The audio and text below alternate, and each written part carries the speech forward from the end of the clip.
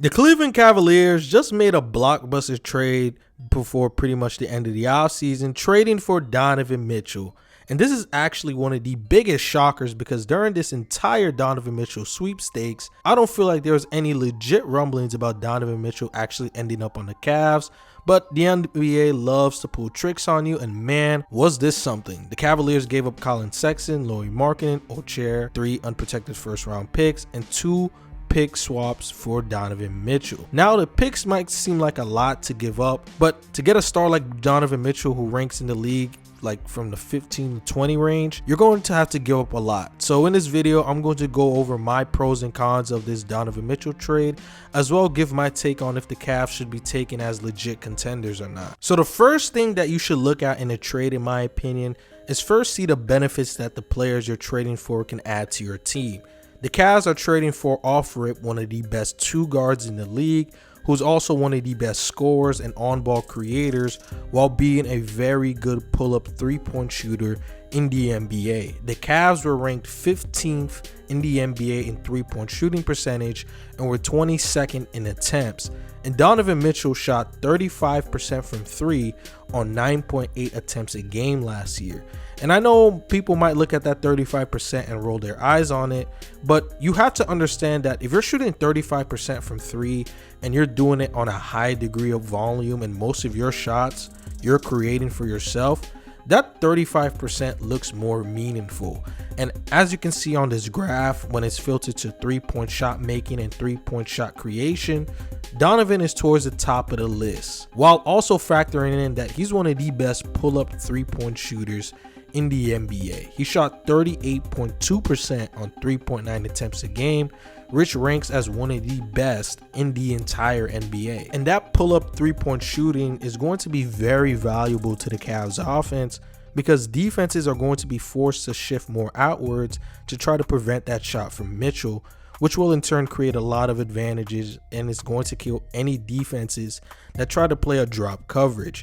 And what Mitchell does great at with his threat of pull-up shooting is through the pick and roll. We saw many times in the Jazz offense in pick and roll situations how many 4-on-3 advantages Mitchell created, forcing the big to come out on the perimeter in fear of his pull-up shot.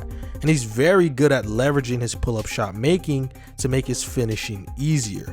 Whenever Mitchell is attacking off the pick and roll, he has a very good quick first step and great footwork when attacking the rim, and he finds these tiny gaps in the paint to always come up with 2 points. Like on this one, he's getting a screen right from Rudy Gay, but he crosses left before the screen can even set. You can see how high Bobby Portis was playing on the screen, which gives Mitchell an open lane to the basket, which he euros around Ibaka for the 2 points. Here he gets a screen left, and as soon as he got any glimmer of light, Ayton presses up to prevent any jump shots off the screen, and Mitchell just crosses right, and Mikal is leaving his man in the corner wide open to go try to help on the drive, but Mitchell just hop steps to the middle to score his 2 points. And finally, the Jazz run a Spain type pick and roll where they have 2 screeners, and as soon as Mitchell gets the man he wants, he attacks him and then spins off his chest to create that space so he can go for a floater for the deuce. In addition, his finishing is very good in isolation situations.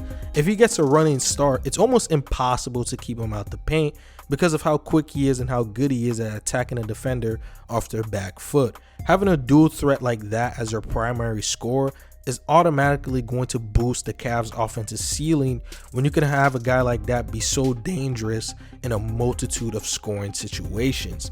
And that's what makes this trade even better in my eyes, because I don't even think that's the biggest boost that Donovan's going to give the Cavs.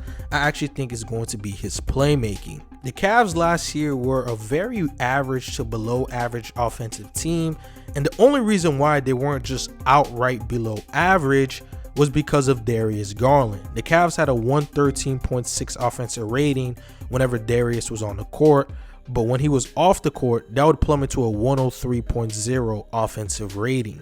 And this was mainly due to them running those 3 7-footers and starting Okoro. They made the defense one of the best in the league, but on offense, other than Laurie, they were all practically non-spacers. Darius Garland had to do almost everything for them on offense to even be competent, which therefore puts a huge offensive load on Darius Garland and made him have to manage all that on his own. But now that can be solved next year, adding Donovan to the fold. Contrary to belief, Donovan is a very good playmaker. I know that stat about him not passing to Rudy really put some noise in the air about his passing, but putting that to the side, and when you actually turn on the film, Mitchell's playmaking is very good, especially in pick and roll situations because of how much of a scoring threat he poses to defenses. They send a lot of defensive attention on him to try to slow him down. Like here, he's one-on-one with Mikal, and as he's attacking a basket, when he's going for the layup in midair, he moves his head slightly to the left, and then he recognizes Jay Crowder is slowly moving into the paint area and is leaving Jordan Clarkson wide open. And Mitchell sees this and hit Jordan Clarkson for the wide open three. Here, the Jazz run the Spain pick and roll. Mitchell splits through Bey and attacks the middle of the floor to pass it to Pascal for the foul. But I want to replay this scene slower to make you guys see how much crazier this pass was.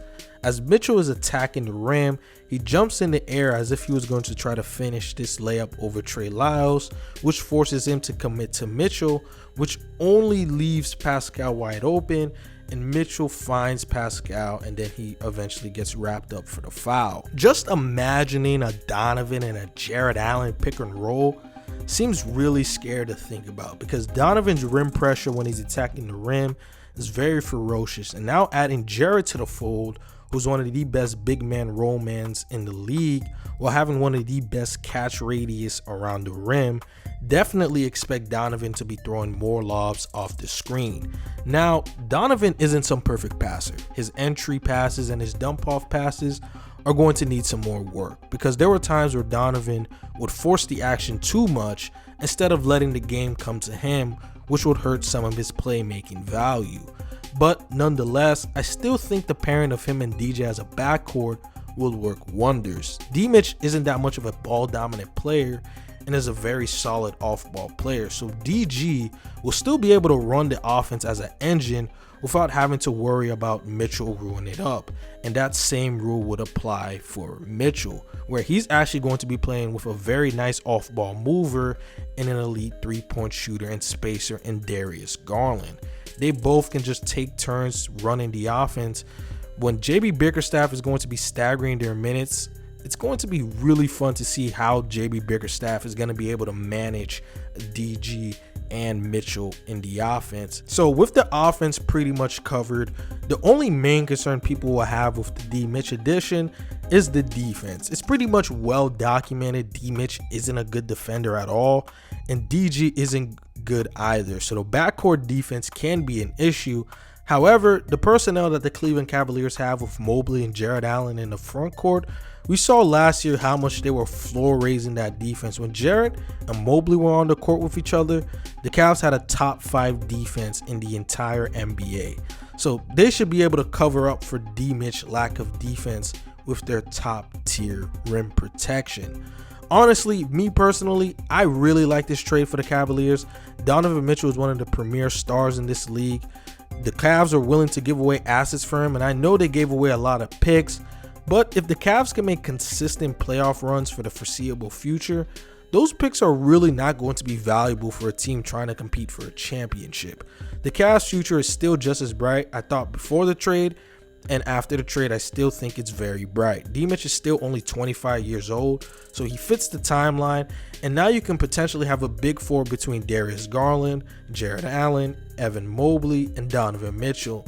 And that seems like a very scary team to watch for the next upcoming NBA seasons. Anyways, let me know what you guys think about the trade, and if this was the right move or the wrong move for the Cavs. Let me know that in the comment section below. So before you guys leave, hit that like button because it helps my channel get recommended more, and it does help me out a lot. So make sure you guys hit that like button. Make sure you guys hit the subscribe button, hit the notification bell to keep you guys posted, and I hope you all have a blessed day.